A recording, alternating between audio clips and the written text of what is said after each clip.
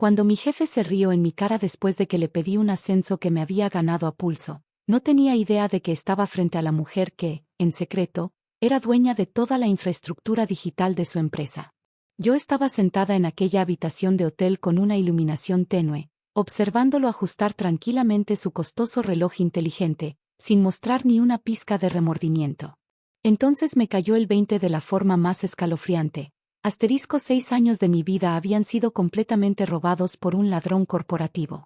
Había pasado incontables noches sin dormir construyendo su infraestructura prácticamente desde la basura, hasta conseguir que funcionara con más eficiencia que un auto deportivo de lujo.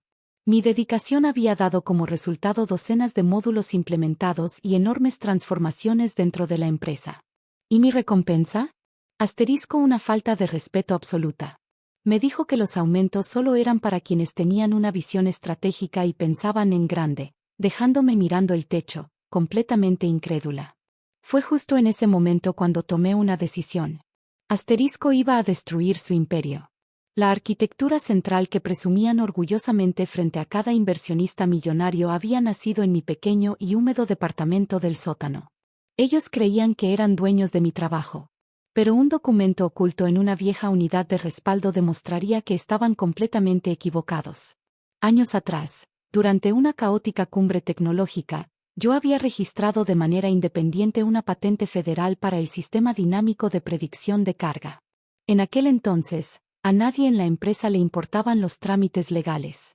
Y eso había dejado la propiedad completamente en mis manos. Durante mucho tiempo olvidé aquel documento legal porque el agotamiento y la manipulación corporativa habían nublado mi mente. Pero su cruel carcajada se convirtió en el detonante definitivo que me obligó a utilizar mi mayor secreto como arma. Pasé 4 días intensos reconstruyendo en secreto todo el prototipo dentro de una red privada y segura, donde su software de rastreo jamás podría detectarme. Mis dedos volaban sobre el teclado mientras un plan para recuperar absolutamente todo lo que me pertenecía comenzaba a tomar forma. Para el viernes siguiente, conseguí una reunión confidencial con Zenith Systems, el competidor más feroz de nuestra industria. Me reuní con su directora de ingeniería, una mujer brillante llamada Vivian, que no tenía ni un gramo de paciencia para los juegos corporativos. Deslicé la unidad de datos sobre la mesa de cristal. Vivian revisó el número de registro. Y entonces entendió. Yo tenía las llaves del reino. Las dos sabíamos que aquella acción desataría una guerra absoluta. Vivian comprendió que mi antiguo empleador había construido toda su red en la nube sobre una enorme violación legal. En cuestión de horas, el equipo jurídico de Zenith Systems redactó una propuesta de licencia multimillonaria que prácticamente garantizaba mi libertad financiera. Pero yo no me detuve ahí. También subí una versión mucho más avanzada del motor, una que resolvía problemas de procesamiento con los que sus competidores llevaban años luchando. La trampa estaba oficialmente tendida. Y la cuenta regresiva para la destrucción de su imperio había comenzado. A la mañana siguiente, envié una notificación formal por violación de propiedad intelectual directamente al correo de mi director ejecutivo. Cuando finalmente abrió el documento, seguramente entró en pánico. Porque incluía una advertencia contundente del Departamento Legal de Zenith Systems. En menos de una hora, mi acceso corporativo había sido completamente revocado. Pero mi teléfono personal comenzó a explotar con mensajes desesperados de gerentes aterrados que exigían respuestas. Los furiosos mensajes de Brandon pasaron rápidamente de súplicas desesperadas para que entrara en razón a insultos y ataques personales. Me llamó una niña vengativa que no entendía las consecuencias de sus acciones. Pero yo las entendía perfectamente. Mi contraataque legal incluía una extensa línea de tiempo con cada actualización del código, demostrando más allá de cualquier duda que yo era la única autora. Los abogados de la empresa intentaron decir que todo había sido un simple malentendido. Pero nosotros teníamos las pruebas. Los registros. Las fechas. Los recibos. Uno de los ingenieros de mi antiguo departamento me envió en secreto un memorándum interno donde detallaba el caos absoluto que se estaba desatando a puerta cerrada. Los ejecutivos estaban eliminando desesperadamente historiales de comunicaciones y cancelando las conferencias y apariciones públicas de alto perfil de Brandon porque el riesgo legal era demasiado grande. Verlos entrar en pánico me produjo una satisfacción profunda. Guardé aquel mensaje como un recordatorio de mi triunfo. Pero lo mejor apenas estaba comenzando. La versión pública de la historia estaba a punto de cambiar por completo. Vivian utilizó sus contactos dentro de la industria para asegurarse de que la batalla legal que se estaba gestando llegara a las portadas de las principales publicaciones de tecnología. Y cuando eso sucediera, todo el mundo descubriría quién había construido realmente aquel imperio. Poco después, un enorme titular expuso al consentido del mundo de las startups por robar código vital a una ingeniera. El artículo mostraba una comparación lado a lado de mis diagramas, dejando clarísimo quién había creado realmente aquel sistema. Incluso señalaba un error ortográfico específico que yo había cometido en la versión original de la infraestructura. Ese pequeño detalle demostró, sin lugar a dudas, que el trabajo era mío. Pero el verdadero ajuste de cuentas ocurrió el lunes por la mañana, durante la esperadísima transmisión trimestral de resultados de la empresa. Mientras el director ejecutivo hablaba con los inversionistas usando las típicas frases corporativas vacías, yo monitoreaba desde mi escritorio la telemetría en vivo de su sistema. Un antiguo compañero me había dado acceso administrativo a su red de servidores, lo que me permitía observar cómo toda su infraestructura digital comenzaba a colapsar en tiempo real. Zenith Systems había activado oficialmente mi motor superior desde el edificio de enfrente. Cuando su red central no pudo soportar el cambio repentino, la latencia del sistema se disparó y comenzaron a multiplicarse las fallas de autenticación.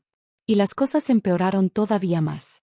Uno de sus clientes más importantes, una compañía incluida en la lista Fortune 100, anunció públicamente que cambiaría sus servicios a Zenith Systems. La comunidad de desarrolladores en Internet reconoció de inmediato mi estilo característico de programación por antiguas demostraciones tecnológicas. Mi red profesional comenzó a llenarse de increíbles ofertas de trabajo y mensajes de reconocimiento. Para el mediodía, las acciones de la empresa se habían desplomado de manera brutal, obligando a los reguladores a suspender temporalmente todas las operaciones públicas. Yo estaba sentada tranquilamente en una cafetería con Vivian, observando en la pantalla de una tablet cómo todo aquel imperio corporativo se desmoronaba. Esa misma noche, la junta directiva despidió a Brandon por negligencia grave y por no haber revelado el enorme conflicto legal. El hombre que se había burlado de mi valor ahora estaba completamente arruinado. A la mañana siguiente, llegué a las oficinas centrales de la empresa únicamente para presenciar cómo escoltaban a Brandon fuera del edificio. Llevaba un sobre que contenía una copia de su carta de despido y una memoria USB con una sencilla frase escrita encima. Lo miré y le dije: «Debiste haberme dado el aumento cuando tuviste la oportunidad». Me observó a través de las puertas de cristal en completo silencio. Por fin había entendido que su trono había desaparecido. El desesperado equipo administrativo interino intentó presentar una absurda demanda en mi contra, alegando que yo había saboteado deliberadamente la empresa.